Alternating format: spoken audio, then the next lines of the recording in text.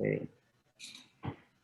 I would like to acknowledge that I'm speaking to you from the unceded traditional ancestral territories of Musqueam, Squamish, Tsleil-Waututh nations.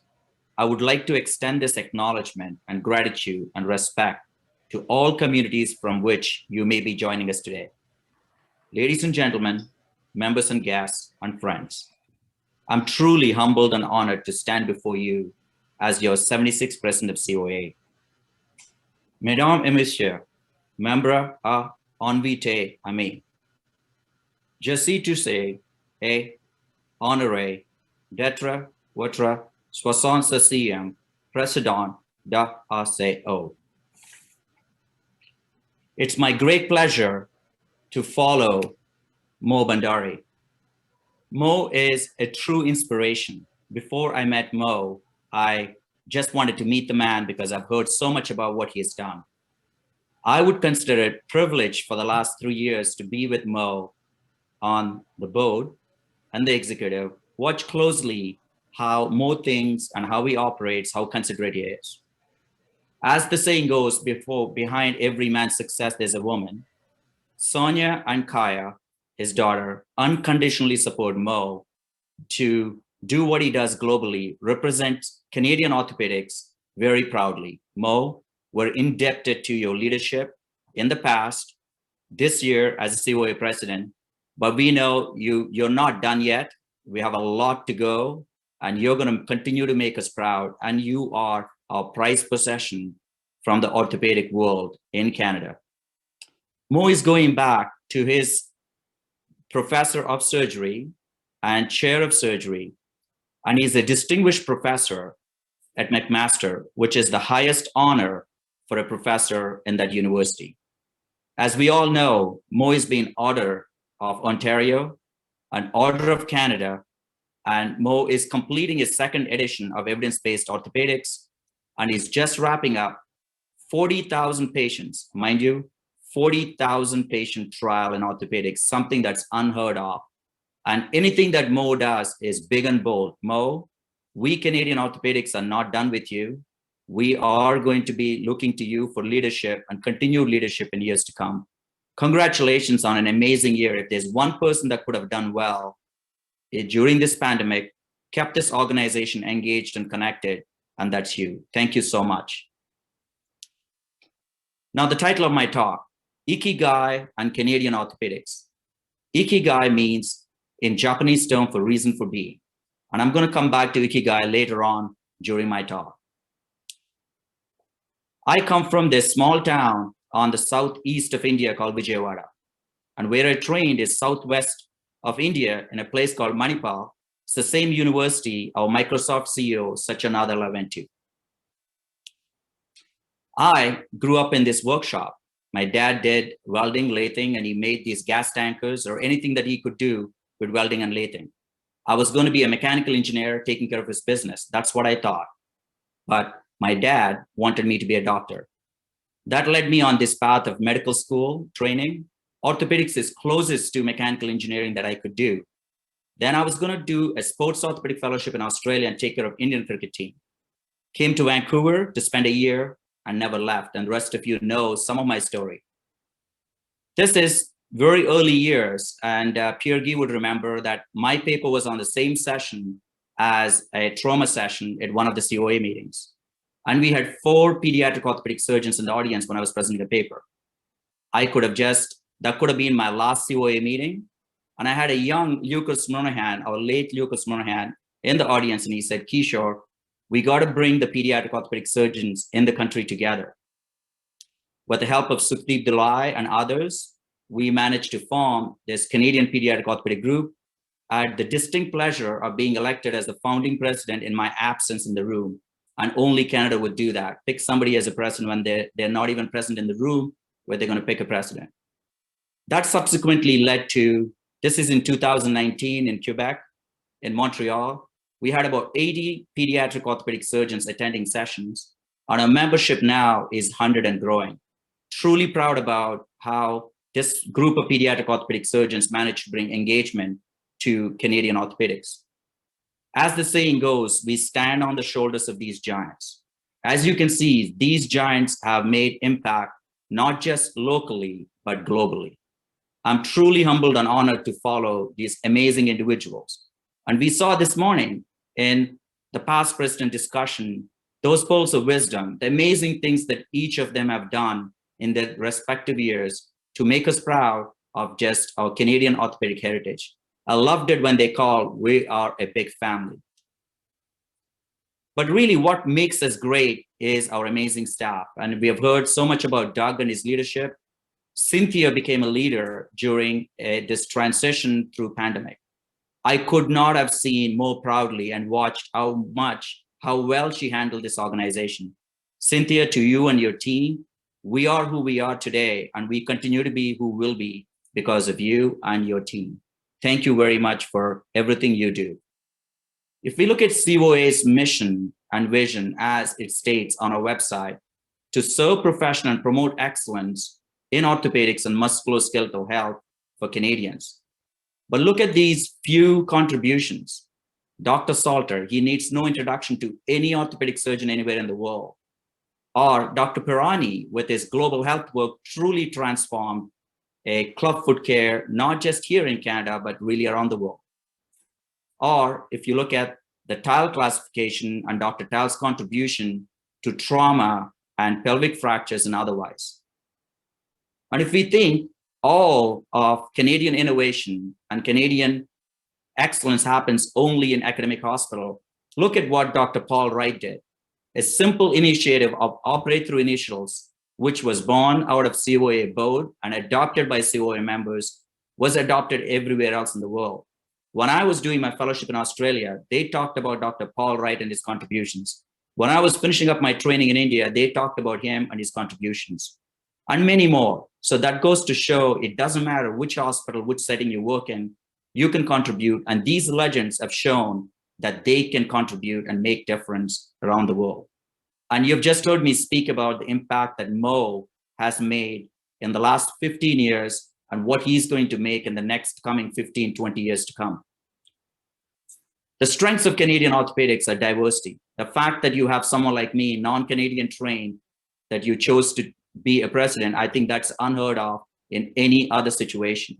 Our strong provincial organizations, 17 medical schools who collaborate and who know each other. Some of the challenges we face, we continue to face. We've heard today, glad to see the support that we have from our partners in fast track care. Access to care continue to be a huge issue, and COVID sort of compounded that problem for us. And those that are in academia, our funding keeps reducing year by year, and we're competing with oncology and cardiology and other specialties for those funding. Engagement has become a priority for anyone and anything or any business or any organization. And with more started with Reconnect, and that's something that we need to really leverage and expand on. And as the saying goes, if the nothing ever changed, there would be no butterflies. We as an organization, as you've heard from our past presidents today and from Mo, we continue to adapt and change. I think that's the fascinating thing about this organization. Changes happen really quickly. You come up with a great idea, and our office staff and our board and our executive and membership make that happen in no time. We have amazing partnerships that we need to continue to strengthen, all the way from Canadian Orthopaedic Foundation to our partnerships with federal, local governments, and patients and families. Fast Track Care Initiative is something that we should all support. It's had huge success out in the East. It's come to West now. It's going through its rounds in BC. I ask all of you to share whatever the Fast Track Care is sharing and initiating, because this is our way of engaging with our public, advocating for access to care for our patients. So what's going to be focus of my presidency continues to be engagement. I'm going to continue the great work that Mo has done. Mo is going to go on a bus, truly going to go on a bus from one coast to another coast. I don't think I'm going to travel from coast to coast. Mind you, I'm going to come to a lot of your communities if I'm able to travel. And I look forward to meeting several of you in person if COVID permits. But otherwise, I look forward to continuing to engage with you in ways and forms that our current situation would allow. And the second initiative we're starting this fall is the presidential line discussions. And we all have different themes that we take on, and we work through the 4 years we're on the board. I'm looking forward to catching up with Mo, Pierre, and Lori, and Cynthia this fall, trying to think about each of our priorities and work through the way for the rest of our time on the board. Provincial organizations are going to be key partners for us as we work through any initiative, because we have to reach every orthopedic surgeon that is in our country.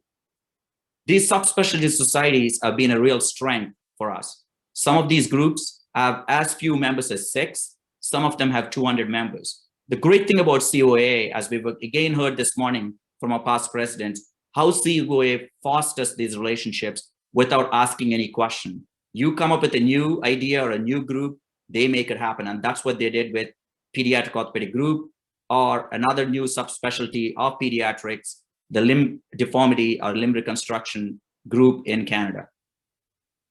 We looked at, when I was coming on, I was going to think about how I'm going to engage with all the academic leaders.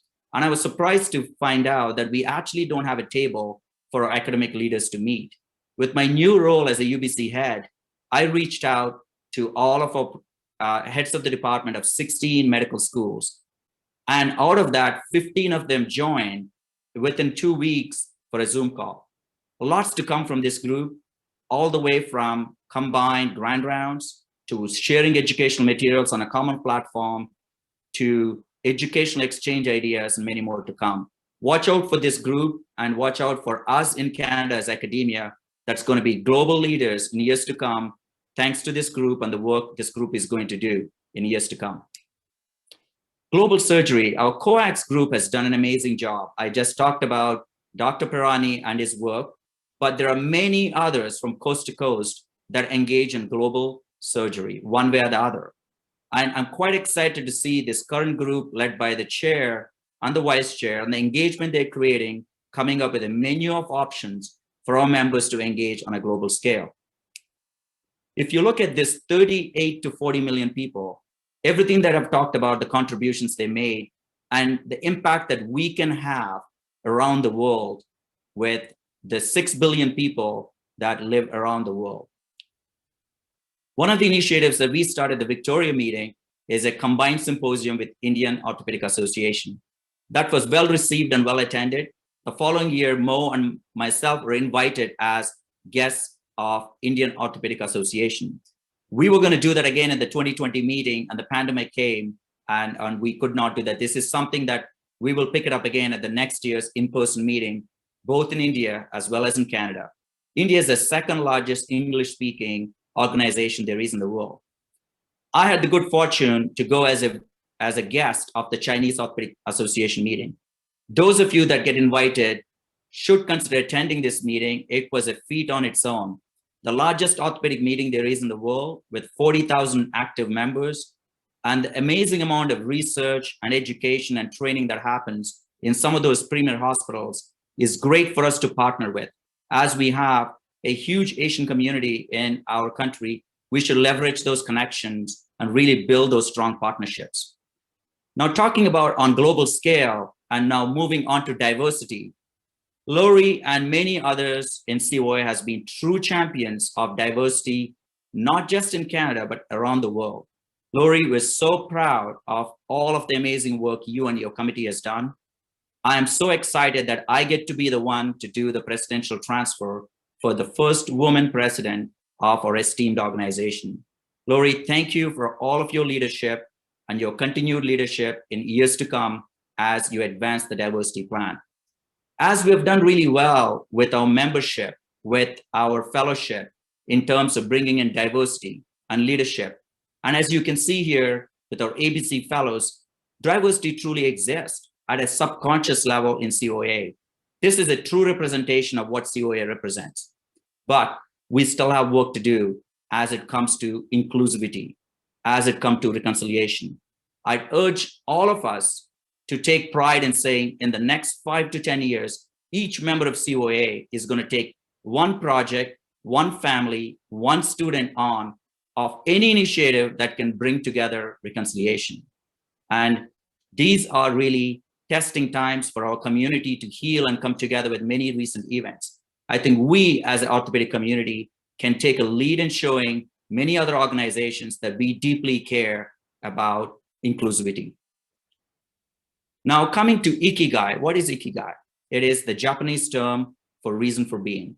It is the intersection where what you're good at, what you get paid for, what you love, and what the world needs, all of them meet. That is the middle, what you see there, the green is the Ikigai. And I examine myself, how did I develop the passion that I have? And how did I get to where I am? And that's because what COA has provided opportunities for me. And let's examine how COA can provide those opportunities for you. Here is typically what we do as orthopedic surgeons. We're really good at what we do, and we go to school, we earn all the skills we need. And let's face it, we're all in the top 1% of Canadian earners. So we get paid really well. But in addition to that, the reason we get into orthopedics is we love that. So it gives us our profession, it gives us our passion. But somewhere along the line, we get all sorts of pressures and work pressures adding in. We start to question, do we really love what we do? And there comes many other avenues for you to express what you love and what the world needs. And that is research. It could be teaching and training. It could be global surgery, leadership opportunities, both nationally and internationally, mentoring opportunities, quality improvement, list is endless. Your COA can provide opportunities for all of that. And that's what COA did for me. Provided those opportunities so I could continue to do what I love. I could continue to consider what the world needs, in addition to what I'm good at, what I get paid for. Honestly, I live the dream every day. It's because the community I live in, the support that I get from my colleagues everywhere. And some of the examples of what we have taken from local to global and initiating in British Columbia Children's Hospital, provincially, nationally, internationally, and globally. Our fellowship program is a testament to how connected we are with the rest of the country. That led to our international connections. Our current fellows at BC Children's Hospital, we have someone from Kenya, Uganda, Libyan, South African trained surgeon, a Saudi surgeon, and we have one from Canada and one from US. So it goes to show we're a country that really embraces and connects and really builds on our connections. And some of the registry work that we do has truly started locally in British Columbia. Now it's global programs that are being led by Canadians. I'd like to thank many people that made who I am today, and I will not be here today without their amazing work and support in many ways that they've contributed to our program here locally and in the Canadian context and globally. But my UBC family and BC Children's family needs a special attention. They have unconditionally supported everything that I do without asking any questions. My travels, my research, academic work, to trying to push some clinical boundaries. Thank you sincerely for all of your support. This extended family, my grandfather down, we're 174 and counting, and my in-laws, and these people truly inspire me to be who I am today and a better version of who I am today. They are anywhere from pharmacists to technologists to technicians to techie people to people that work in healthcare. And every single day, what they do inspire me to be who I am. My parents, my brothers, and their families, and my in-laws deserve a special attention for everything they've done for me in my life, to support me to be who I am and where I am. But really, the people that need the credit for a lot of me trying to do what I did in Canada is Bindu and my two children, Vashita and Anvit. It's their unconditional support that got me where I am today. And I'm looking forward to traveling with Bindu to meet several of you in our communities. And I look forward to seeing all of you in COA in 2022 in Quebec City. These are some fun moments that I have every time I go to COA to hang out with these amazing people. Looking forward to seeing you all soon. Thank you.